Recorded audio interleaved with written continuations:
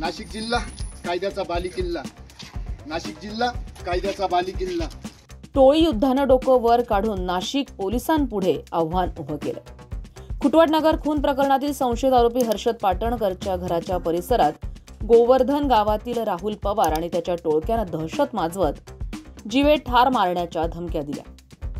हा सर्व प्रकार महत्त्वाची शासकीय कार्यालयं आणि नो हॉर्न झोन परिसरात घडला। इतकी मजल गुन्हेगार गाठतात, याला कारणीभूत कोण असा प्रश्न निर्माण होतोय। राहुल पवार आणि हर्षद पाटणकर दोघे जिवलग मित्र, दोघांचा MD ड्रगचा व्यवसाय आणि याच धंद्यातून राहुल पवारनं फरार हर्षदला गाठण्यासाठी 3 नोव्हेंबरच्या रात्री बेथेल नगर परिसरात एवढा धुमाकूळ घातला आणि हर्षदही त्या रात्री घराच्या गच्चीवर असल्याचं प्रत्यक्षदर्शी नागरिकांनी सांगितलंय। या प्रकारानंतर राहुल पवार फरार होता। नाशिक पोलिसांनी तत्परता दाखवत, कार्यक्षमता दाखवत त्याला नांदगाव परिसरातून पाठलाग करत सिनेस्टाईल पद्धतीनं ताब्यात घेतलं।